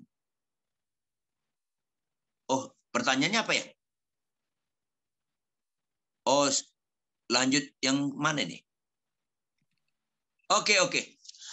Maafkan saya Bapak Ibu, saya mungkin agak keras dalam hal ini. Sorry. Saya agak keras dalam hal ini. Anda akan punya kesulitan yang tidak mudah kalau suami istri bekerja full timer. Anda akan mengalami kesulitan yang tidak mudah kalau suami istri bekerja full timer. Apa yang Anda cari? Saya adalah orang sarjana dalam seni. Saya bekerja lumayan pendapat saya. Istri saya sarjana teknik kimia. Dia juga lumayan pendapatannya. Tapi ketika menikah, saya bilang sama dia, laki-laki dalam Alkitab ditekankan kitab Kejadian, suami mencari nafkah dengan susah payah. Istri melahirkan walaupun sakit. Itu kesejajarannya. Jadi maksud Bapak apa? Kalau kau menikah sama saya, kau jangan kerja. Loh, Pak, makan apa kita? Berapapun kita dapat makan, jangan kerja kau. Tidak mudah. Tapi akhirnya dia ambil putuskan tidak kerja. Kami termasuk di antara anggota keluarga paling lama punya rumah. Paling lama punya mobil. Paling lama di antara keluarga. Termasuk adik saya Pendeta Richard. Dia lebih dahulu punya rumah. Dia lebih punya mobil. Tetapi kami mengerti relasi suami istri itu jauh lebih penting daripada apapun. Maka termasuk anak-anak. Saya tidak mau percayakan anak saya kepada babysitter atau sejenisnya. Nggak mau saya percayakan. Maka anak saya sampai kelas 12 tahun. Istri saya full yang memperhatikan anak saya. Seraya kami baca Alkitab bersama. Istri saya ibu rumah tangga full. Di atas itu istri saya pernah ngajar les, tapi di rumah. Dan itu banyak rata-rata jemaat dan free. Dan saya jujur katakan, kami pas-pasan, tapi tidak pernah mengalami kekurangan. Kami pernah ngontrak rumah, mungkin paling besar. 15 atau 16 kali kami ngontrak rumah, baru punya rumah. Membangun pondasi perkawinan itu, maafkan saya, kalau nggak boleh saya bilang nggak bisa, sangat amat sulit kalau Anda menikah terus dua-duanya full timer bekerja. maafkan saya, sangat amat sulit kalau nggak boleh dibilang nggak bisa. Kalaupun istri bekerja tidak sepenuh waktu. Itu pun kalau saya konseling rumah tangga setelah anakmu umur 12 tahun ke atas. Karena dasar-dasar pendidikan moral, pendidikan kerohanian, konsep nilai, dan sebagainya, itu ditanam mulai dalam kandungan. Ada lagi pendidikan umur sampai 3 tahun, 6 tahun, 9 tahun, sampai 12 tahun. Kalau kita tahu nilai Roma 11 ayat 36, bahwa segala sesuatu dari dia harus oleh dia, bukan oleh kita. Dibutuhkan bukan sekedar percaya, tapi dibutuhkan untuk mempercayakan diri. Arti mempercayakan diri, memberi diri, mempersembahkan tubuh ini sebagai persembahan hidup yang kudus dan berkenan kepada Allah dengan taat. Gagal, ulangi. Gagal, ulangi. Tidak ada yang terlambat. Gagal, ulangi. Mempercayakan diri. Bukan sekedar percaya. 10 orang sakit kusta, semuanya percaya kepada Yesus. Yesus bisa menyembuhkan. Semuanya percaya kepada Yesus. Yesus bisa menyembuhkan. Dan semuanya sembuh. Cuman satu yang mempercayakan diri. Kualitas orang gereja di Jakarta dan pada umumnya di beberapa negara yang saya layani, termasuk Australia. Termasuk rutin saya beberapa waktu tahun sebelum pandemi melayani di Australia. Saya khotbah di beberapa di Eropa, di Malaysia, di Cungkok, di Cina daratan, di beberapa negara termasuk Amerika. Mayoritas orang gereja hanya dimensi percaya kepada Yesus, tidak mempercayakan dirinya kepada Yesus. Salah satu, kenapa kita capek nggak capek, ngantuk tidak ngantuk, sehat kurang sehat, konflik tidak konflik dalam rumah tangga, kita tetap baca Alkitab tiap hari. Karena kita mempercayakan diri kita kepada Yesus. Kenapa kita nggak ada gairah baca Alkitab tiap hari? Karena Anda percaya kepada Yesus, tapi tidak mempercayakan diri kepada Yesus.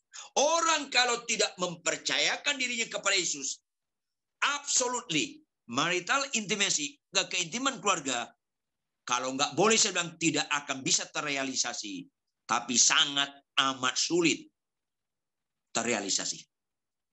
Itu kalau Anda tanya ke saya. Kalau nggak cocok, nggak apa-apa. Tetapi saya harus katakan, mengerikan sekali kalau suami istri menikah langsung full timer bekerja. Halo, mengerikan sekali. Bahkan saya sarankan, kalaupun kerja part timer, jangan full timer, jangan sepenuhnya. Itu pun kalau anak kita 12 tahun ke atas. Ini kalau saya boleh jawab. Saya yakin mayoritas, karena saya berapa kali konseling dan sebagainya, seminar keluarga, mayoritas orang, loh Pak Ridwan, bagaimana hidup di Jakarta kalau istri nggak kerja? Maafkan saya. Mungkin Anda bilang saya kuno. Tapi saya harus katakan, Tuhan adalah gembala kita yang baik. Terjemahnya, takkan kekurangan aku. Bukan takkan kekurangan dalam pengertian yang salah itu. Aku nggak perlu apa-apa lagi. Itu bahasa aslinya. Tuhan adalah gembala kembali. Aku nggak perlu apa-apa lagi. Artinya, memang fokus kita kerukunan. Kalau suamimu kerja, istrimu kerja, pulang capek, waduh potensi tidak mudah. Dan maafkan saya, umumnya, tidak semua. Umumnya, majority.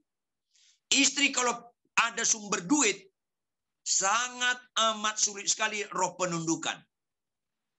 Sangat amat sulit. Saya harus jujur, walaupun nanti konsekuensinya, teman-teman bilang sama Pak Agus, jangan undang lagi Pak Ridwan, nggak apa-apa. Saya khotbah atau mengajar bukan supaya diundang lagi. Saya khotbah atau mengajar karena menyatakan kebenaran. Saya bilang, istri saya sarjana teknik kimia. Dia kerja latar belakangnya. Keluarga istri saya orang-orang rata-rata bekerja. Dalam keluarga itu semua anak-anaknya pekerja keras semua. Istri saya ngerti, tidak mudah dia ketika jadi ibu rumah tangga. Dia punya pengetahuan, dia punya kemampuan. Tapi jujur, walaupun istri saya nggak bekerja, itu pun punya kesulitan yang tidak mudah. Kebayang kalau dia bekerja, hancurlah rumah tangga saya. Itu boleh saya jawab.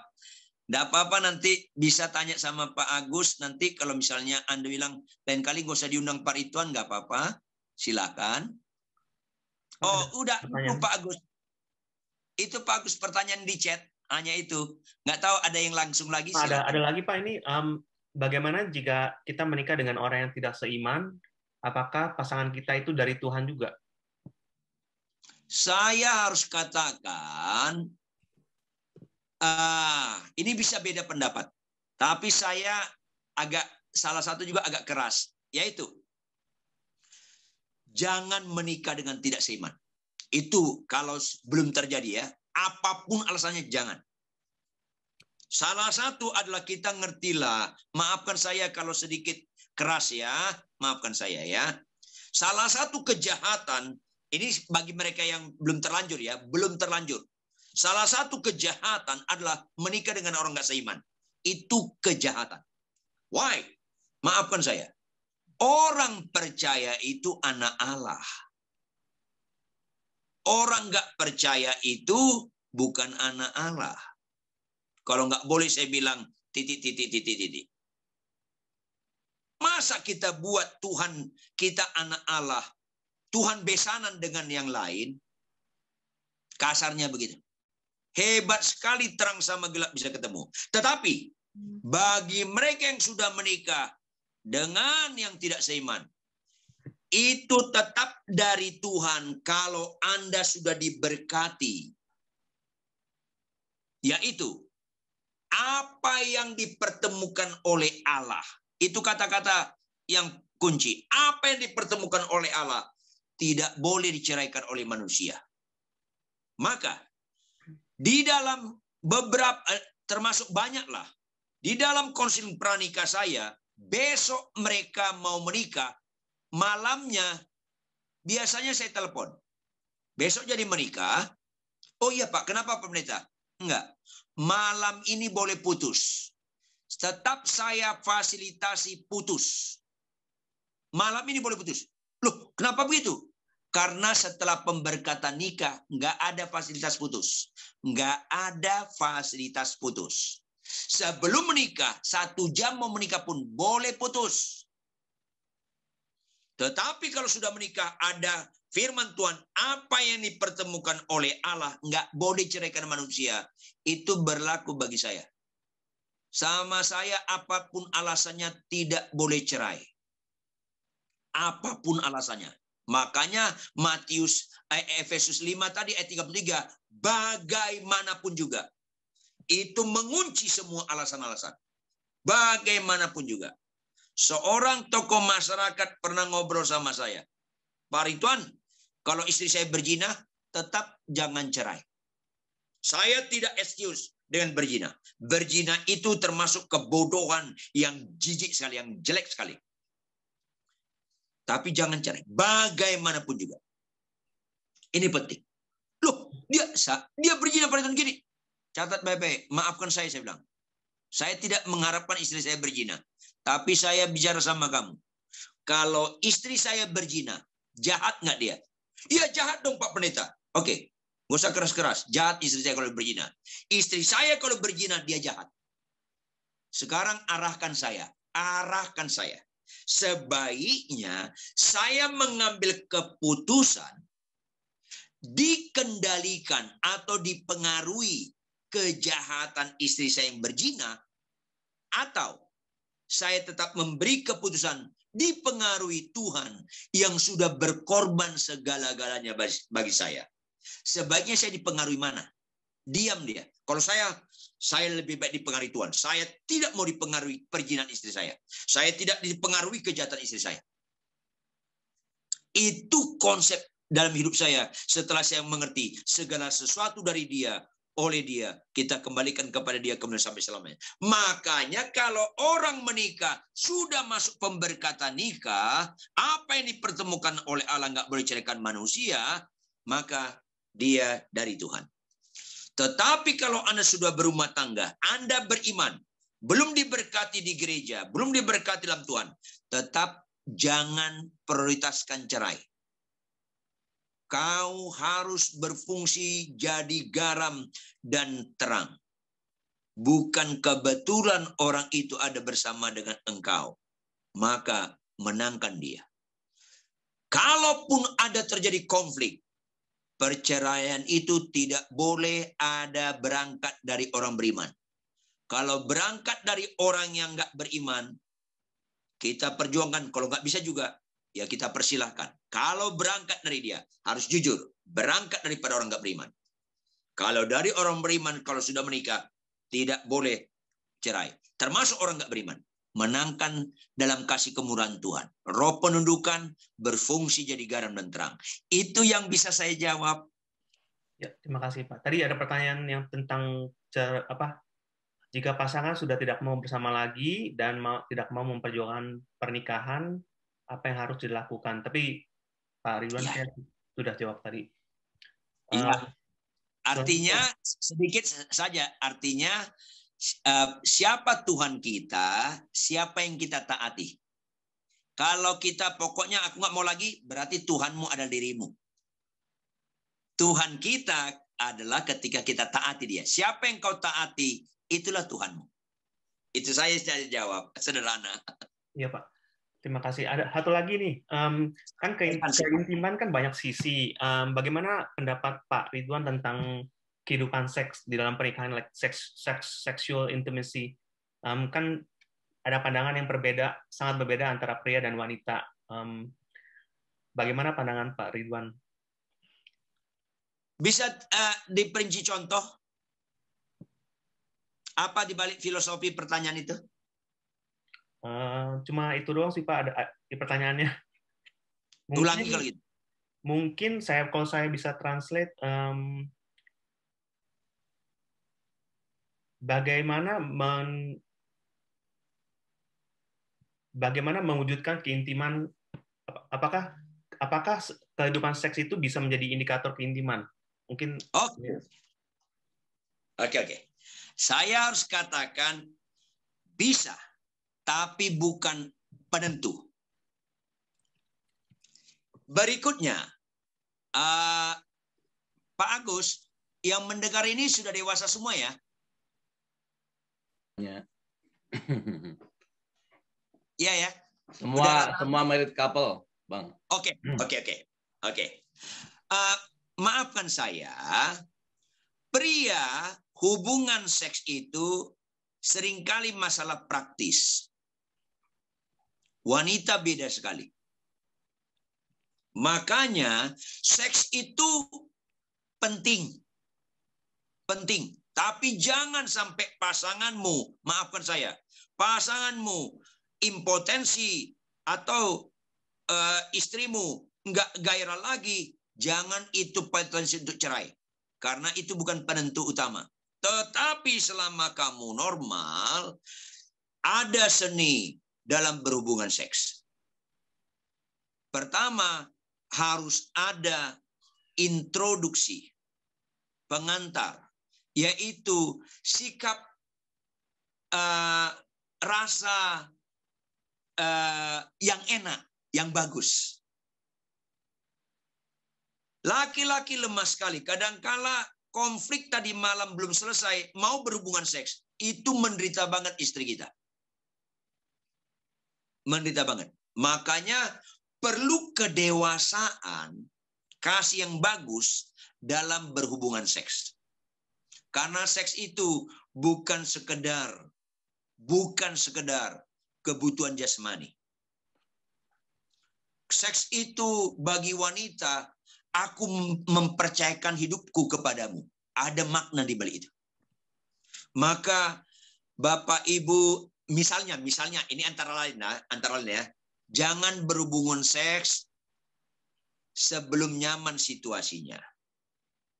Jangan hubungan seks kalau Anda belum bersih, belum mandi, belum sikat gigi. Antara lain itu, antara lain. Walaupun itu nggak selalu apa, tapi antara lain. Buat sebaik-baiknya. Karena itu keintiman yang khusus dalam hubungan seks. Dan itu berpengaruh kepada komunikasi suami istri. Sangat berpengaruh.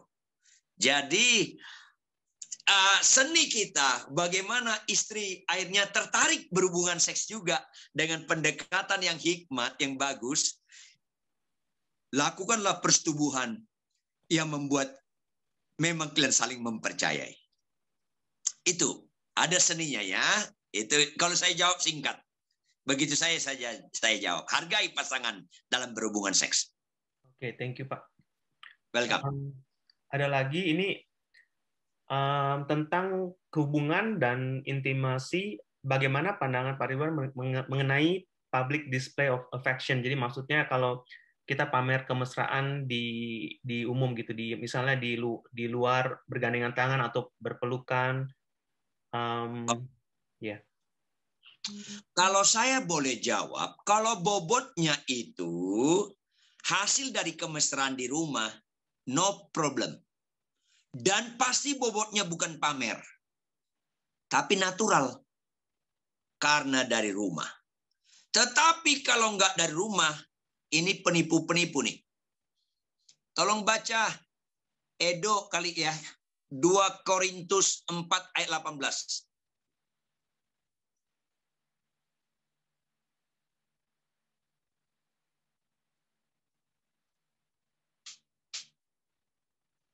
Dua Korintus 4 ayat 18. Buka mic-nya. Oke, sorry. 2 Korintus 4 ayat 18. Sebab kami tidak memperhatikan yang kelihatan, melainkan yang tidak kelihatan. Karena yang kelihatan adalah sementara, sedangkan yang tidak kelihatan adalah kekal. Ya. Kalau Anda soal pamer di luar mesra, kalau itu bobotnya pamer, itu penipu. Tetapi kalau itu natural, karena hasil kemesraan dan bagus relasi di rumah, itu dengan natural, itu bagus sekali. Beda. Orang gandengan mesra karena pamer, beda dengan yang natural. Ya. Nah, jadi harus berangkat dari yang nggak kelihatan di rumah. Makanya kita berfungsi dulu, garam dulu baru terang. Bukan terang dulu baru garam. Garam dulu baru terang. Jangan lupa, bukan Tuhan mengendaki kita menjadi garam, bukan menjadi. Setiap orang percaya sudah jadi garam. Setiap orang percaya sudah jadi terang. Yang dituntut dalam Matius 5 itu berfungsi. Garam di toples sudah jadi garam, tapi belum berfungsi. Kalau ibu-ibu mau berfungsi, ketika Anda masak sayur, Anda ambil garam, Anda cemplungin. Garam itu berfungsi kalau nggak kelihatan. Kalau dia tetap kelihatan, itu ibu bukan masukin garam, itu masukin beling halus. Mau meracunin suaminya kali dia. Itu beling halus itu. Kalau garam berfungsi nggak kelihatan, maka rohani yang benar mulai di perkawinan, di rumah, di perkawinan. Kalau tanya rohani seorang suami, tanya istrinya. Kalau mau tanya rohani seorang istri, tanya suaminya. Kalau tanya sabar nggak suaminya, tanya istrinya. Sabar nggak istrinya, tanya suaminya. Mulai di rumah. Saya baca Alkitab tiap hari sama istri, itu nggak kelihatan jemaat. Jadi kemesraan itu harus kesimpulan dari rumah. Dari yang nggak kelihatan. Maka garam dulu, baru terang. Kemesraan di luar itu natural. Kalau itu mulai dari rumah. Maka garam di luar terang. Tapi kalau nggak jadi garam terus terang di luar, itu munafik itu dibuat-buat. Makanya bobotnya pertanyaan tadi Mas Edo, bobotnya itu pamer, itu nggak baik. Oke, sip. Thank you Pak. Welcome. Satu lagi nih terakhir, apa indikatornya kalau keintiman itu sudah baik? Jadi ini contohnya, saya merasa keluarga saya tidak ada konflik. Tapi apa indikasinya? Mungkin iya, itu aja sih. Ada orang tidak konflik tapi seperti rel. Rel kereta itu tidak ada gesekan, tapi jalan lo gua. Pokoknya lu jangan ganggu gua nggak ganggu lo. Itu mengerikan. Rumah tangga yang benar harus berangkat dari konflik. Kalau nggak konflik, bingung saya. Malah bingung. Makanya pernikahan yang paling cocok, menikahlah dengan orang yang nggak cocok. Karena pernikahan itu pasti potensi konflik. Karena menikah dengan lawan, jenis lawan. Pernikahan yang sangat amat cocok, catat baik-baik. Pernikahan yang sangat amat cocok, menikahlah dengan sesama jenis. Sangat amat cocok masuk neraka. Karena rel, nggak ada gesekan. Hati-hati lihat rumah tangga nggak ada konflik. Hati-hati. Rupanya mereka sudah taruh aturan. Pokoknya ini jangan ganggu ya, ini jangan ganggu ya. Uang gua ya, uang lo ya. Ini mana ada kerukunan. Karena adem ayem, hati-hati. Justru hati-hati dengan air yang tenang. Kalau dia beriak itu dangkal, tapi yang tenang itu menenggelamkan, itu mengerikan. Jadi hati-hati. Kalau itu melalui proses tenang itu, konflik itu, hasil dari konflik itu yang waras, itu yang normal. Kalau dari awal nggak ada konflik, nggak ada adem-adem, itu mengerikan, bahaya.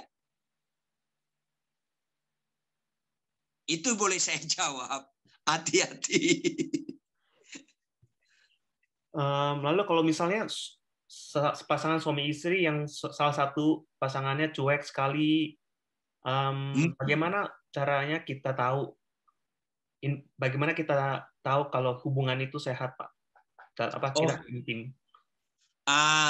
Yang biasanya, ini biasanya ya, orang-orang seperti ini kurang terbuka. Tapi akan kita lihat kalau dia punya keturunan, kita akan lihat akan keturunannya terutama.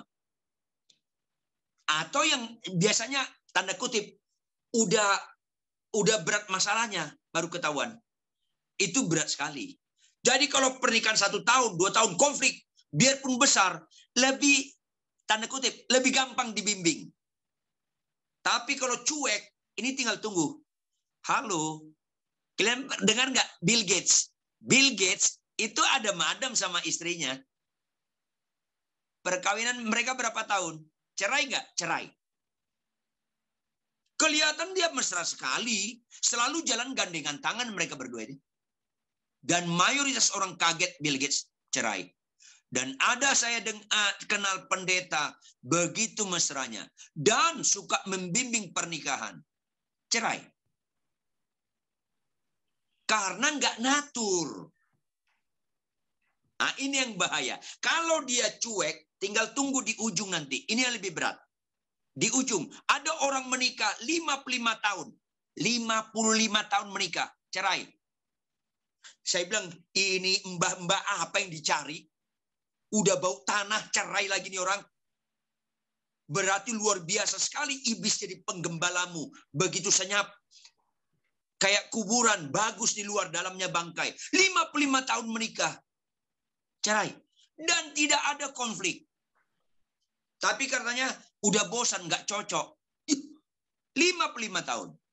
Nah, itu yang bahaya bagi orang yang acu tak acu, adem yang penting adem, nggak usah konflik. Kalau dia marah, aku diam. Dalam konteks kemampuan manusia, itu mengerikan. Tinggal tunggu waktunya. Nanti itu akumulasi di bawah ambang sadar, akumulasi itu meledak nanti di ujung. Itu nggak mudah sekali. Jadi dalam tanda kutip, berbahagialah Anda kalau 1 tahun mulai kelihatan aslinya lo. Berantem lo, konflik, kasar, maki. Ketahuan. Lebih gampang diobati. Daripada kalau kanker stadium pertama ketahuan lebih gampang diobati. Kalau kanker ketahuan stadium akhir, udah sulit diobati. Jadi hati-hati adem ayem rumah tangga dengan kemampuan sendiri, dengan aturan sendiri, dengan norma-norma sendiri. Bukan karena firman Tuhan. Itu bahaya nanti di ujungnya. Dan termasuk keturunan kita. Itu yang boleh saya jawab. Saya tidak berdoa kalian konflik rumah tangga, tapi hati-hati kalau yang adem-adem. Oke, thank you Pak. Kayaknya pertanyaannya saya tutup ya, karena udah banyak sekali. Mungkin Iyalah, dari Pak tolong Ridwan, saya. ya dari Pak Ridwan mungkin ada tips-tips nggak buat kami pasangan-pasangan gitu, apa yang bisa kami lakukan untuk memelihara keintiman secara singkat?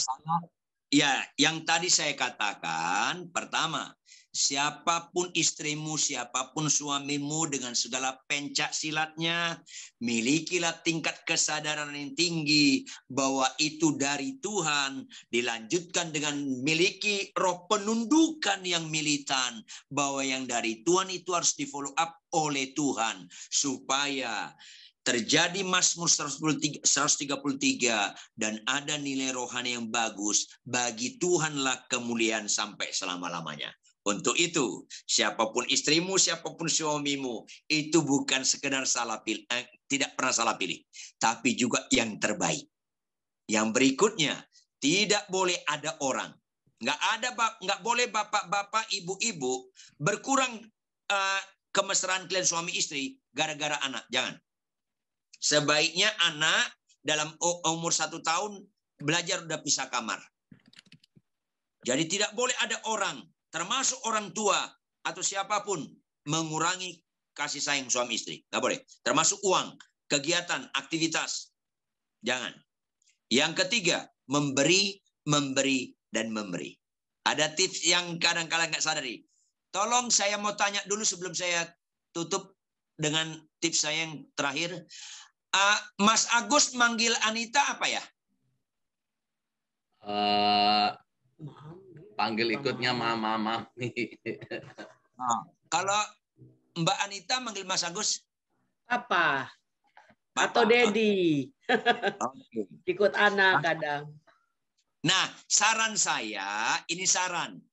Nggak absolut, tapi saran saya. Jangan panggil suamimu papa. Itu bukan papamu. Jangan panggil istrimu mama atau mami, dedi, bukan. Itu bukan dedimu, bukan mamimu.